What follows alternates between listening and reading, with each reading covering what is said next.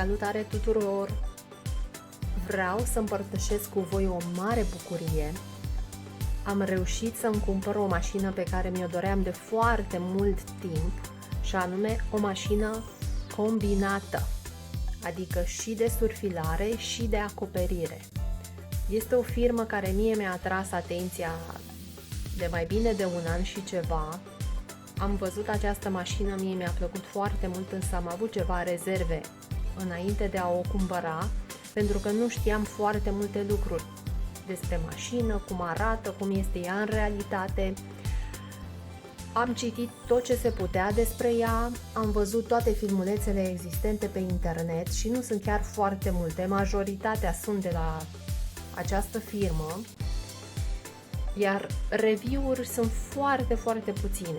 Și așa că m-am gândit să împărtășesc cu voi tot ce se poate despre această mașină, pentru că m-am gândit că poate mai este cineva care dorește să vadă cum este mașina, cum funcționează, ce accesorii are, dacă într-adevăr este funcțională, pentru că eu personal am luat-o pentru uz casnic. Vreau să-mi creez anumite lucruri pentru mine, poate pentru membrii familiei. Am urmat un curs de croitorie de curând. Am mașină de cusut, însă mi-am dat seama că am nevoie și de o mașină de surfilat, și pentru că am foarte puțin spațiu la dispoziție și nu mi-aș permite să am spațiu și pentru o mașină de acoperire, m-am gândit să iau o mașină care are două funcții, și de surfilare și de acoperire. Din ceea ce am văzut în filmulețele care erau postate de firmă pe internet, mi-am dat seama că n-ar fi chiar atât de greu de utilizat această mașină, pentru că este clar că e nevoie de anumite lucruri, să știi cum să faci această schimbare și trecere de la surfilat la acoperire. Are nevoie de niște accesorii care sunt oricum incluse în această comandă. Am reușit să merg și la reprezentanța din București ca să o văd, pentru că mi-am dorit foarte mult să văd și ca aspect cum arată, cât de grea este, cât de mult spațiu ocupă. Nu mi s-a părut că ocupă foarte mult spațiu. Ea oricum nu este foarte mare, nici ca dimensiuni. Greutate, cred că vreo 5-6 kg să aibă așa, nu este foarte grea. Dar este menționat și în manualul de utilizare și în descriere că este o mașină potrivită pentru materiale medii, nu foarte groase, pentru că e gândită clar să fie și accesibilă ca preț, dar să fie și utilă într-un spațiu mai restrâns. Acum va trebui să desfac coletul, să văd cu exactitate ce se află în colet. Dacă vreți să aflați mai multe lucruri, rămâneți aproape de mine, pentru că de fiecare dată când voi lucra ceva la această mașină, voi împărtăși cu voi. Asta este dorința mea, tocmai pentru că nici eu nu am avut acces la foarte multe informații, nu am văzut anumite filmulețe pe internet, mi-aș fi dorit să le văd. Nu avem de unde să învățăm niște lucruri dacă nu le vedem. Eu personal așa achiziționez un produs, după ce văd cum este acea mașină, ce oferă și dacă într-adevăr îmi este potrivită mie, dacă este potrivită nevoilor mele. Voi desface această cutie și voi împărtăși cu voi tot ce se poate despre această mașină și sper să vă fie util.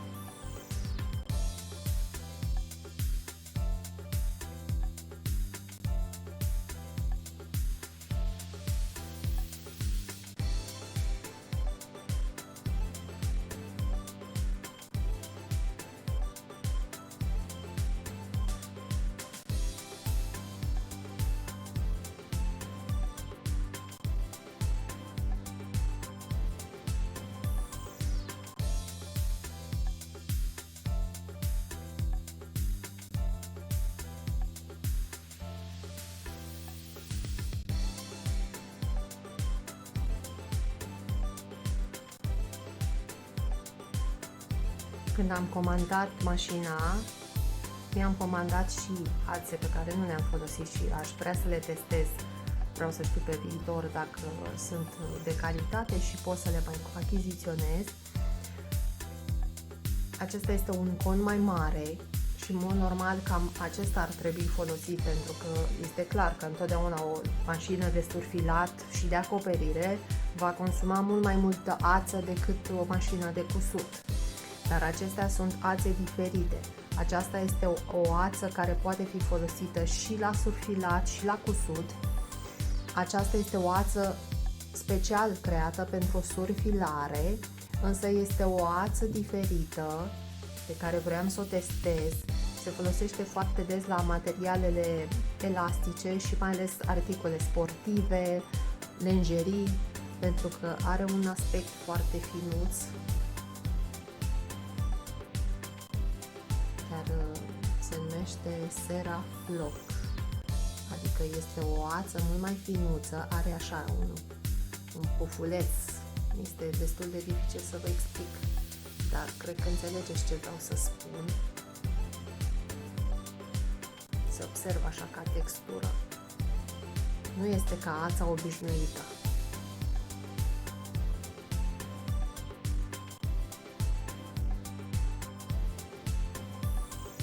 Pe când aceasta este o ață obișnuită de cusut. Are 2500 de metri, este din poliester și este numărul 120, chiar numărul care se folosește de obicei la cusut.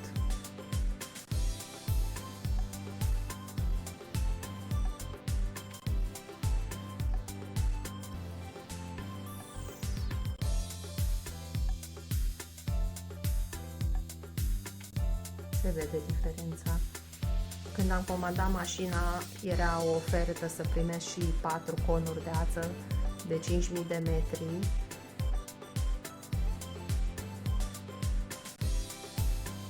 Aceasta este ața care a fost în ofertă, a fost inclusă în mod gratuit. Conul acesta este de 5000 de metri, acesta este de 2500. Bineînțeles că fiind 4 conuri, îmi vor fi suficiente pentru surfilat.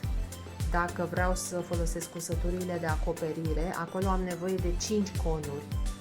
Bineînțeles că de aceea l-am luat și pe acesta, să-l și testez, dar în același timp o să-l și folosesc la cusut, pentru că am nevoie de al 5-lea con de ață. Este același număr, 120 și aceasta și aceasta, numai că sunt firme diferite. Aceasta este Ackerman universală, este o ață universală și pentru cusut și pentru surfilat și pentru acoperire, iar aceasta este de la firma Amai, grup Mettler, și are acest cod Seracor. Fiecare ață are un anumit cod, o anumită denumire. Aceasta se numește Seracor, iar aceasta se numește Serafloc. Sunt diferite denumiri. Tot poliester sunt, toate sunt de poliester, numai că au o altă consistență. Vi le arăt așa în mare ca să știți ce am achiziționat și ce am luat. Aceasta, v-am spus, a fost în ofertă.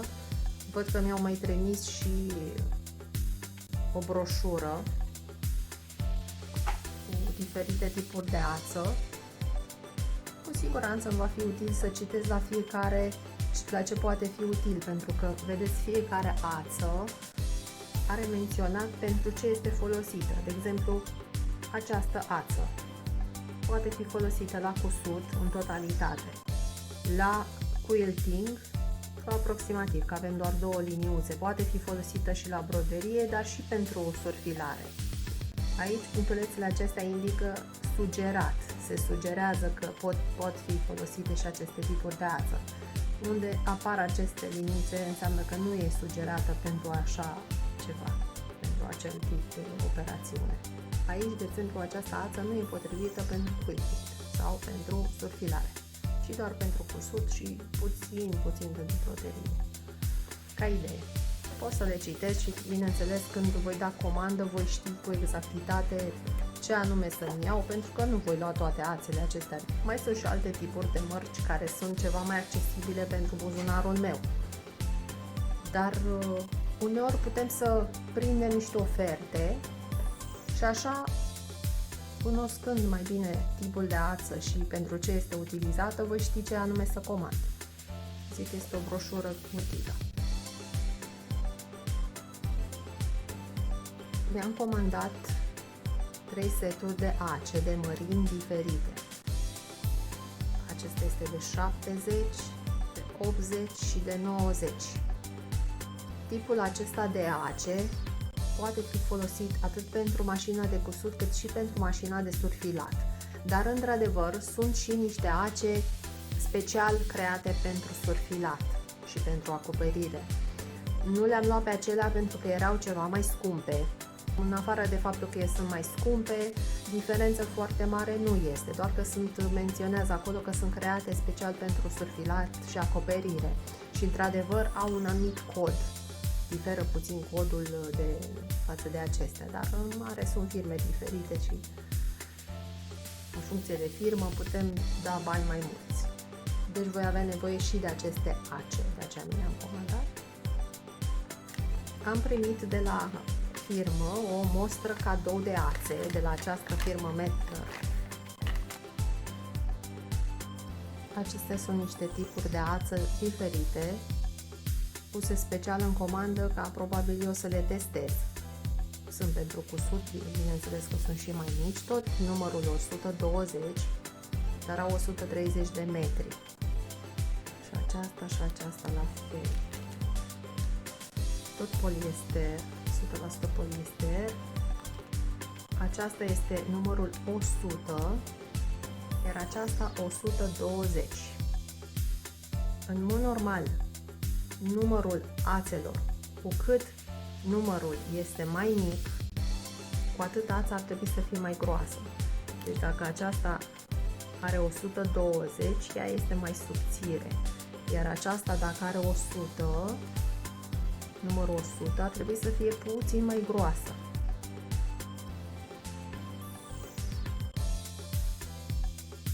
Deși ambele ațe sunt de poliester, textura este diferită. Aceasta, de exemplu, este mult mai alunecoasă,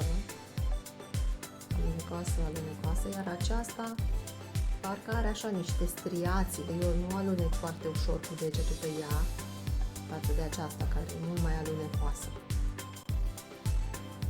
Mă gândesc că aceasta este foarte bună pentru broderie, că acestea, în mod normal, sunt bune și pentru broderie, iar ca grosime se vede o mică diferență, că aceasta, care este numărul 120, este puțin mai subțire, că da, o idee, nu este foarte mare diferență, dar este mai mult diferență la textură, la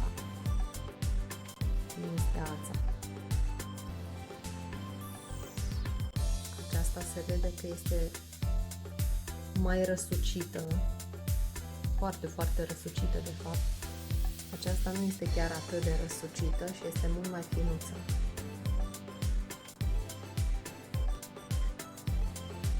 Iar aceasta, de exemplu, este exact cum am comandat-o eu pe aceasta, doar că este o altă culoare și aceasta este diferită. Tot poliester este, dar are la fel altă textură. Și este foarte subțirică. Aceste ațe sunt perfecte și pentru cusut, dar și pentru brodat. Nu știu la surfilat cât de bune sunt, pentru că aceasta, de exemplu, este poliester, dar aduce mai mult ca textură spre ața de bumbac și are altă textură, dar ele sunt rezistente, din ce-mi dau seama. Nu o să le desfac acum pe toate, pentru că nu are sens să le desfac, dar vedeți că și aceasta este tot așa mai cu acest puf. Gata, se vede față de aceasta.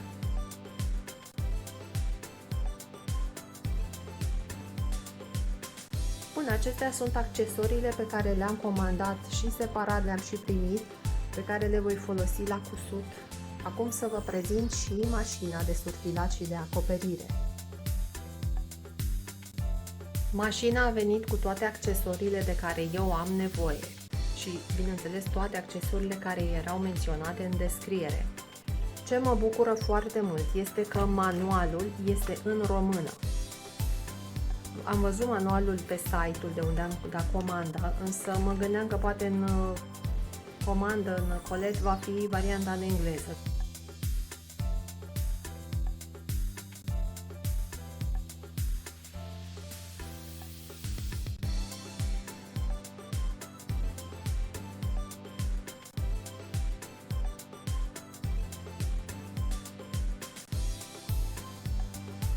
Aceasta este o cutie folosită pentru colectarea ațelor care rămân atunci când surfilăm. Sunt niște cuțitașe care taie materialul, iar ceea ce rămâne, surplusul ațelor, cade în această cutiuță. Și asta este un lucru extraordinar. Sunt și mașini care nu au această cutie colectoare și se face o mizerie destul de mare. Pentru un con mai mare, ca să nu cadă, se folosește acest suport și se fixează conul și el în timpul coaserii va rămâne aici fixat. Dacă este să folosesc un astfel de con care este mai micuț, pot să-l pun direct, fără să mai folosesc acest suport. Pentru conurile mai mari este acest suport. Bine conul și a nu fi probleme atunci când se trag ațele.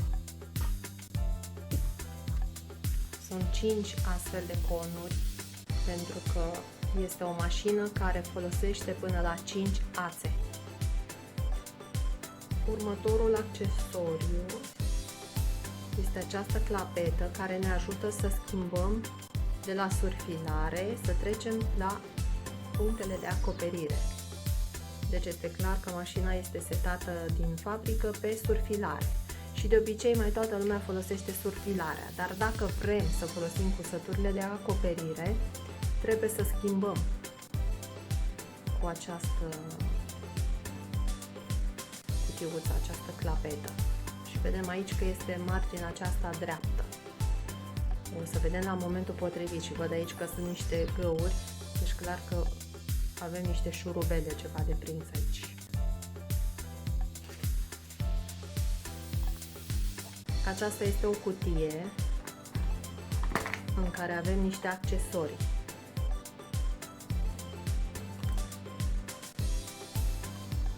Acestea sunt niște capace care se folosesc în capăt.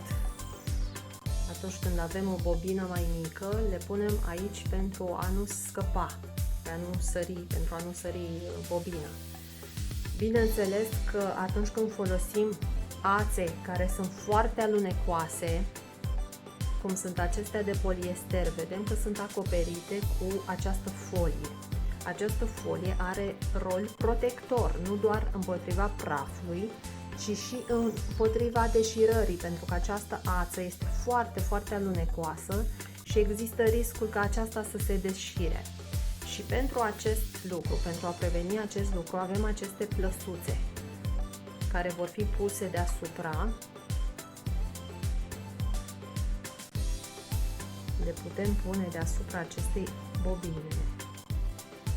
Și dacă prindem așa, ața va fi împiedicată să mai alunece în timpul coaserii. Bineînțeles că plasticul acela va fi desfăcut. Și când vom pune bobina aici, aceasta nu se va mai deșira.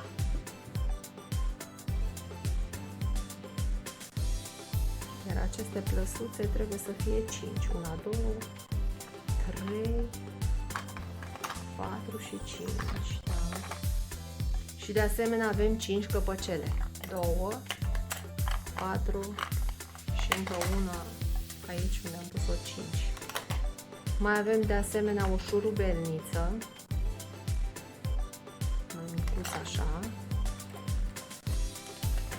un cuțit de tăiat de rezervă, pentru că acesta la un moment dat, dacă este folosit foarte des, se va mai toci, va trebui schimbat. Și bineînțeles acest ulei, pentru că mașina aceasta va trebui din când în când unsă. Iar acesta este un ulei special creat pentru mașinile de cusut, de surfilat. Și are o pompiță mai mică.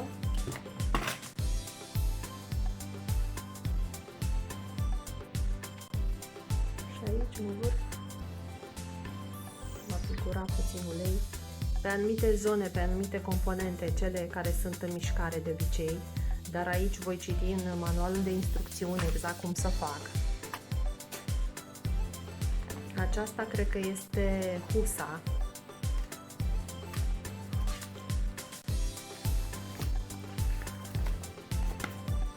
Da. Este o husă care se pune pe mașină pentru a nu se depune praful.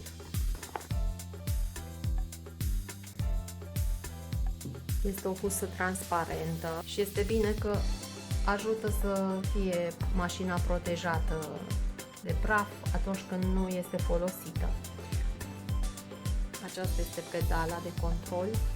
Este foarte mare, foarte lată așa, pentru picior. Și aici unde trebuie să introducem în mașină. Iar ultima este mașina. Aceasta este mașinuța. Bineînțeles că la prima vedere, așa ca aspect, este foarte frumoasă, foarte plăcută. Mi-a plăcut încă de la bun început faptul că are aici niște imagini foarte clare cu fiecare zonă în care trebuie să treacă fiecare ață și fiecare ață pentru ce este. De exemplu, aici avem cele 3 ace și mi se spune foarte clar ața în care ac intră. Și bineînțeles aici imaginea de jos este cu ața cu care se formează atunci când va fi cusută. Și bineînțeles și colorată este această imagine, deci ne ajută foarte mult atunci când va trebui să lucrăm. Aici cele 3 ace sunt pentru acoperire, iar aici cele 2 ace sunt pentru surfilare. Avem 5 culori. Aceste rotițe sunt pentru tensionarea firului. Aici văd că sunt aceste ațe care au fost folosite când a fost testată mașina. Eu bineînțeles că le voi putea lega de noile ațe și îmi va fi mult mai ușor așa, pentru că se poate face trecerea foarte rapid și ușor dacă aceste capete sunt legate de noua ață. Și în felul acesta eu nu mai stau să pierd timpul să pun corect fiecare ață în parte. Bineînțeles că va trebui la un moment dat să testez și eu aceste ațe, să învăț cum trebuie să le testez în așa fel încât să pot să cos.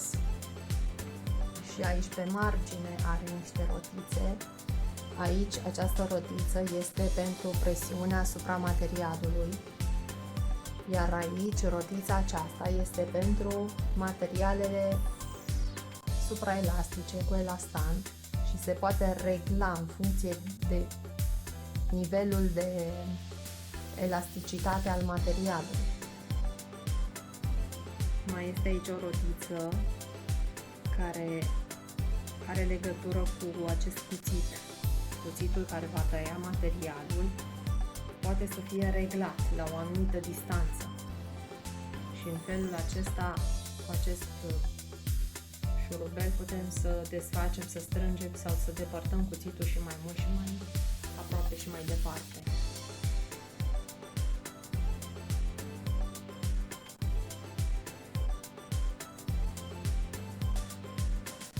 Bineînțeles că va trebui să o testez. În mare vă arăt așa cum a fost ea din colet, cum am primit-o.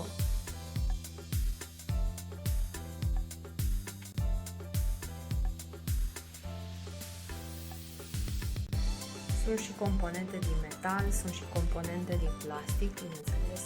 Fără plastic nu putem să scăpăm și să trăim fără el. Sunt place că are și acest mâner și poate să fie luată mult mai ușor. Mi-a plăcut din nou acest lucru. L-am văzut acest lucru doar la reprezentanță, nici nu știam că are mâner, nu am văzut pe internet, nu mi-aminte să fi văzut că are acest mâner. Aici cred că se poate regla cusătura. Mai mare, mai mică.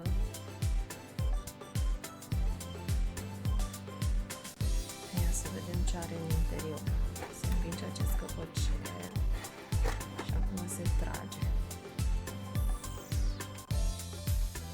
Și avem și aici niște accesorii, o pensetă.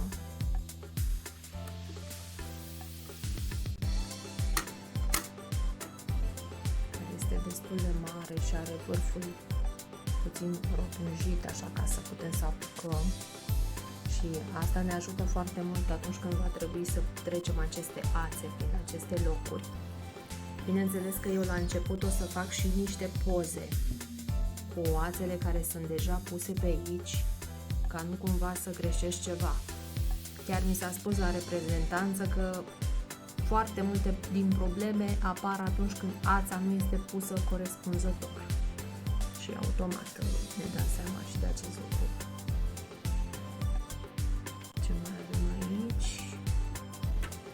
Acest dispozitiv ne ajută să băgăm ața în ac, pentru că nu are un dispozitiv automat, deci va trebui să băgăm ața cu acest dispozitiv din capătul acesta, care va scoate un ac așa la aici la suprafață după ce e împins și va intra în orificiul acului și ața va fi introdusă pe acolo și noi vom putea să o luăm mai ușor.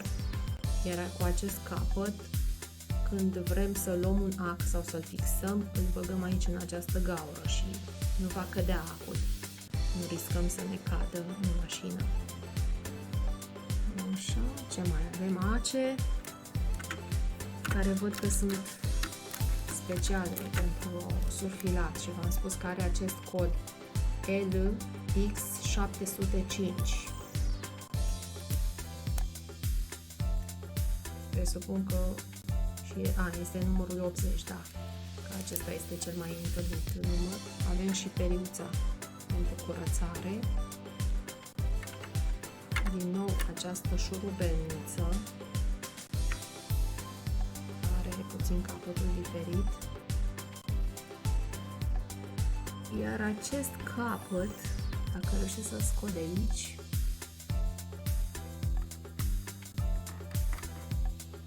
este ceva deosebit, este ca o gheară care se pune undeva, se fixează undeva în această zonă.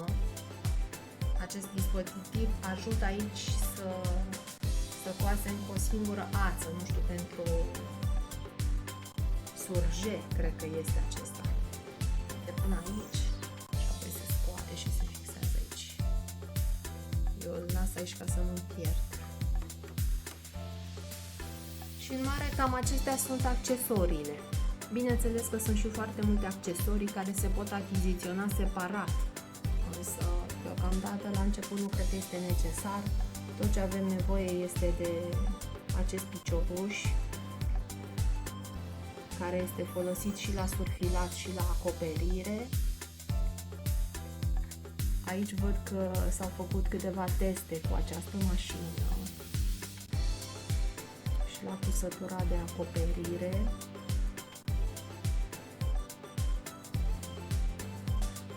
Și la cusătura de surfilare. Bineînțeles că sunt niște materiale medii, nu sunt materiale dificile cu elastan, sunt materiale din bumbac și automat acestea în mod normal se cos mai ușor. Eu va trebui să le testez și pe niște materiale cu elastan, pentru că acel lucru mă interesează să iasă bine. Aceasta este cusătura de acoperire cu 3 ace și așa se vede pe spate. Iar aici pe față se văd 3 rânduri de cusături.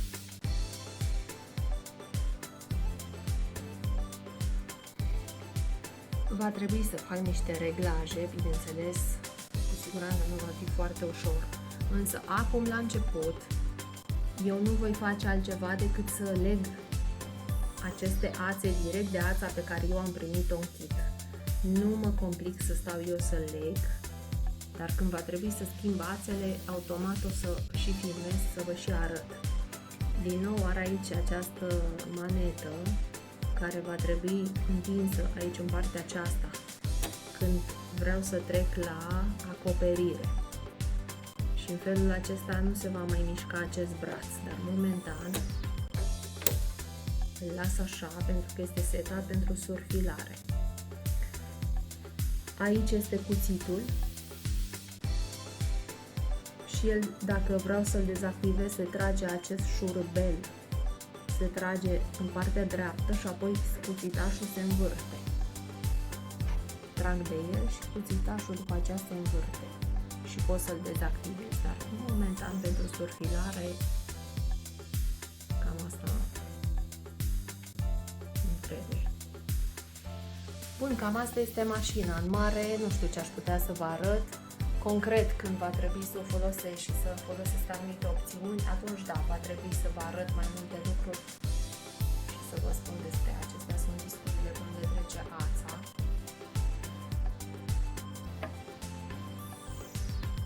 Sunt 5 discuri. Chiar dacă în acest moment sunt doar 4 ațe, aici, pentru a folosi a 5-a ață, va trebui pusă o altă ață și va trebui să ajungă pe aici.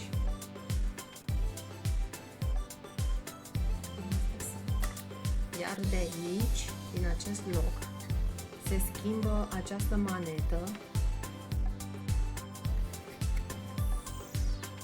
pentru a schimba cu celălalt dispozitiv pentru acoperire. Aici se fixează acesta de acoperire.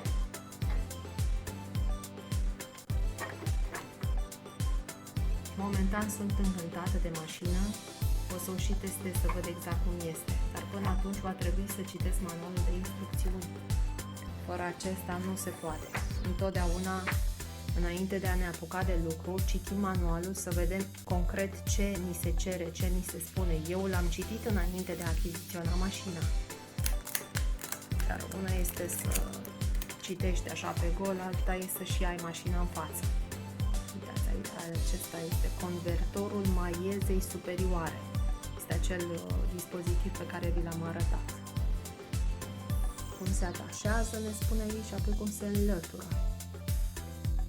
Avem tot felul de informații, cum să pregătim mașina pentru cusut. Avem o cutie pentru materiale și ațe tăiate, pe care v-am arătat-o deja, și anume aceasta. Este destul de mare și încăpătoare. Această cutie trebuie să încapă aici, în aceste găurele.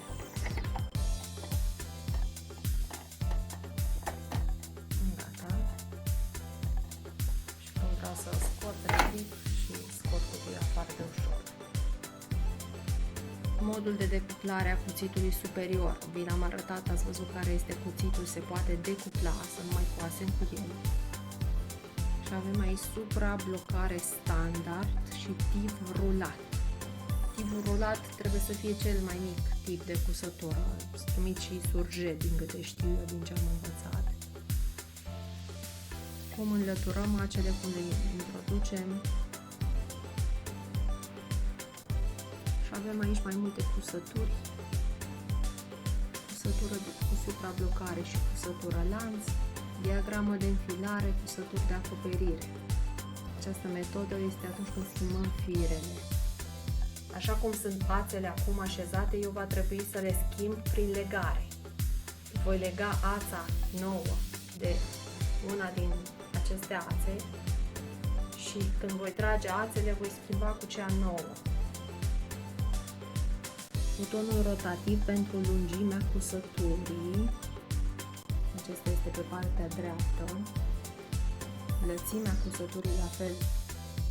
Prin schimbarea poziției acului, buton rotativ, lățime, tăiere. Acesta este butonul pe care l-am arătat, este aici.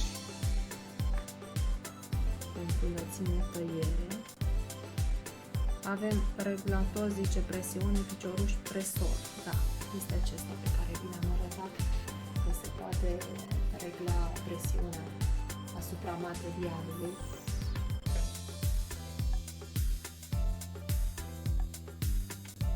Realizarea unei cusături laț.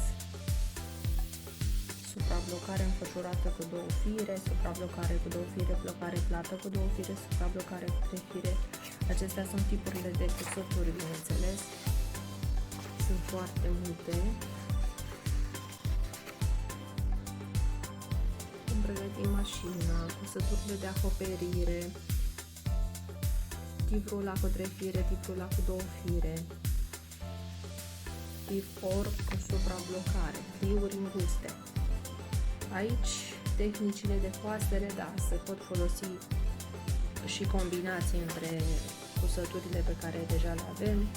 Ne menționează și cum să întreținem mașina, pentru că trebuie să o curățăm constant, să o lubrifiem și să înlocuim buțitul superior atunci când acesta se uzează.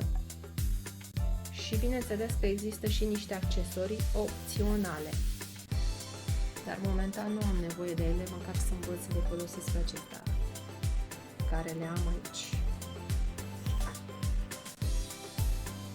Ați văzut că la început, când ne achiziționăm un lucru, trebuie să ne obișnuim cu acel obiect, să-l testăm noi înșine.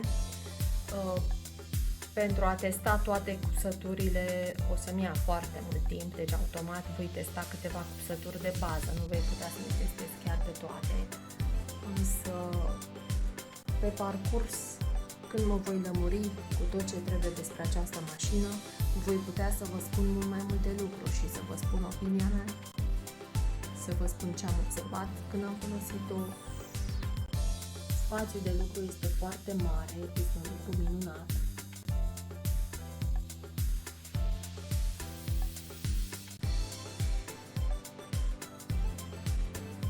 Cam atât deocamdată despre mașinuța mea nouță, Bernet 48 Funlock.